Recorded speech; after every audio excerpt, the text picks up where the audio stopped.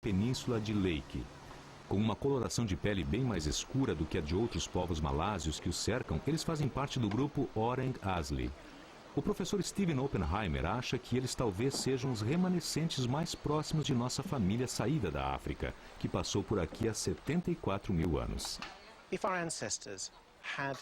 Se nossos ancestrais passaram por aqui durante sua viagem da África para a Austrália e a Nova Guiné, é provável que tenham deixado sua marca genética. E já sabemos, através de levantamentos feitos anteriormente, que os Orang Asli, um grupo de tribos que vive na Península Malay, da Malásia, estão entre os povos mais antigos desta região, sendo que os Samang talvez sejam os mais antigos de todos eles. O professor Stephen Oppenheimer veio a esta vila isolada do Samang coletar amostras de DNA. Ele espera que elas confirmem a sua teoria. Se minha teoria sobre a saída deles da África há 80 mil anos estiver correta, eles teriam viajado cerca de 9 mil quilômetros para chegar até aqui em 6 mil anos, para poder estar aqui a tempo de assistir à grande explosão do Toba. Isso significa uma velocidade de 1,5 km por ano, o que é perfeitamente factível para o estilo de vida nômade que eles levavam ao longo das costas. Mas para determinar se eles pertencem ou não àquele primeiro grupo que saiu da África, precisamos examinar sua linha genética, principalmente o seu DNA mitocondrial. Isso nos dirá se eles descendem diretamente das filhas da Eva que nasceram logo que os humanos modernos saíram da África.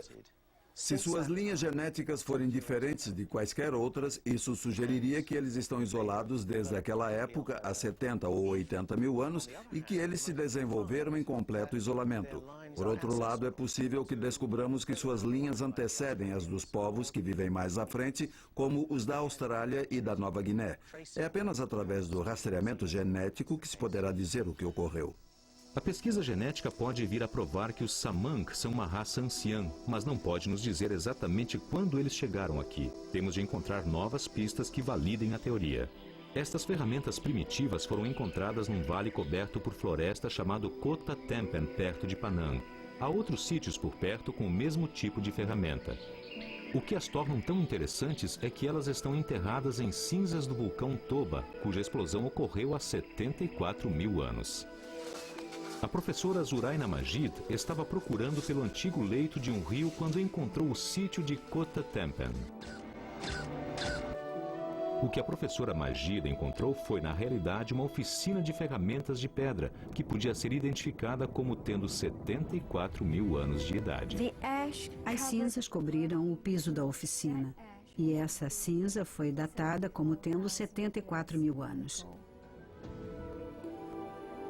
Isto é um martelo de pedra que eles usavam e pode-se ver como a empunhadura dele é boa. Este era o lado usado para bater. Este é um machado, de um tipo muito comum na Ásia e no sudeste da Ásia. O que eles procuravam fazer era o ângulo da face. O ângulo da face tinha que ser correto. E a linha de corte tinha que ser afiada. Isto era usado para o trabalho pesado. É pesado e bem afiado. Talvez tenha sido usado para derrubar árvores. Kota Tempen também revelou um homem que tinha uma mente complexa. A tecnologia das ferramentas de pedra deles revela uma mente racional, sistemática e organizada como a mente do Homo sapiens.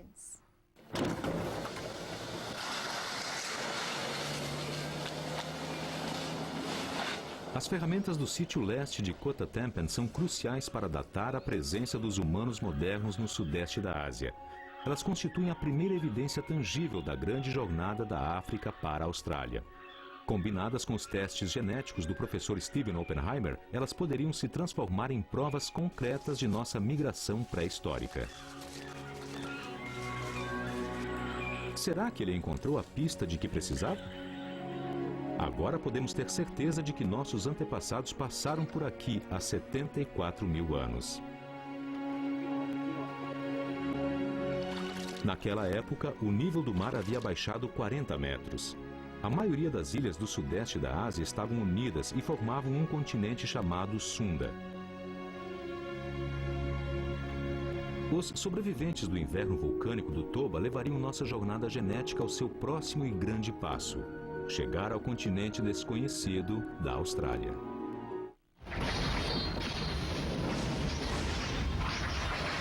África, a origem do homem. Fim da parte 1. Agora que você já assistiu África, a origem do homem, parte 1, fale sobre. Por que o DNA mitocondrial é mais útil que o DNA nas pesquisas sobre migração humana? Aponte as vantagens e as limitações do DNA mitocondrial para seguir os passos dos primeiros humanos. Pesquise outras aplicações para o DNA mitocondrial. Como os cientistas usam o DNA mitocondrial? Para que você possa aprender mais sobre este assunto, o Descobre na Escola sugere que você leia o artigo Gen Extract More of Ilhas Humans First Itineraries, no endereço da internet que aparece na tela. Peça também à sua bibliotecária para ajudá-la a explorar os vários recursos que sua biblioteca oferece. Pense nisto antes de ver África, a origem do homem, parte 2. Os arqueólogos analisam artefatos, levando em conta seu contexto, sua história e ciência para recriar o passado. Discuta exemplos específicos de achados arqueológicos. Por que é importante estudar o passado? Que novos métodos para estudar o passado foram inventados recentemente? Descobre na Escola apresenta agora África, a origem do homem, parte 2.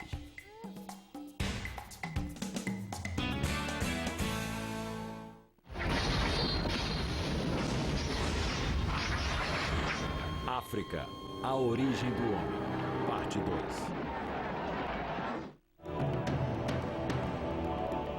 Este é o segundo grande êxodo na migração da humanidade pelo mundo afora. Mas desta vez, não há colinas verdejantes do Iêmen para garantir segurança após a travessia.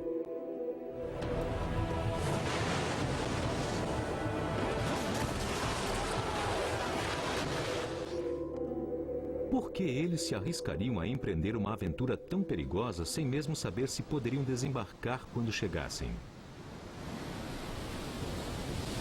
Alguns cientistas acreditam que eles tenham sido empurrados pelo vento e desviados de sua rota, chegando a uma costa desconhecida por acidente. Mas novas pistas obtidas através da análise de DNA negam essa versão. O levantamento genético mostra que os aborígenes australianos têm linhas genéticas que só existem neles, vinculando-os diretamente às primeiras filhas de nossa Eva que saíram da África. Uma tal quantidade de linhas levadas por tantas mulheres que chegaram num espaço de tempo tão curto sugere uma travessia intencional, não por acidente, em uma jangada. O primeiro grupo chegou a 70 mil anos. Outros grupos o seguiram durante os 5.000 anos seguintes, todos descendentes de nossa Eva, cujas filhas haviam escapado da África. Os aborígenes da Austrália são um povo ancião, mas eles não se parecem mais com seus ancestrais que chegaram há tantos milhares de anos. Seus corpos se adaptaram às árduas condições do deserto, mantendo as características necessárias para as funções de caçador e coletor. Por baixo da pele, nós somos todos muito parecidos. O nosso DNA mostra que viemos todos de um reservatório muito pequeno de genes. Mas, se todas as pessoas do mundo descendem praticamente dos mesmos genes, por que somos tão diferentes uns dos outros? Isso se deve, na maior parte, à seleção natural e à adaptação ao meio ambiente. A seleção sexual é crucial. E o clima molda o corpo. Quanto mais frio o ambiente, mais baixos e atarracados nos tornamos para reter calor. A altura está relacionada com a dieta. Os asiáticos perderam estatura depois que o arroz se tornou seu alimento básico e estão crescendo de novo à medida que a carne retorna à sua dieta. Ninguém sabe por que os asiáticos têm aqueles epicantos ou olhinhos puxados. Isso pode ter sido desenvolvido como proteção contra o frio. A diferença mais óbvia e chocante é a cor, e isso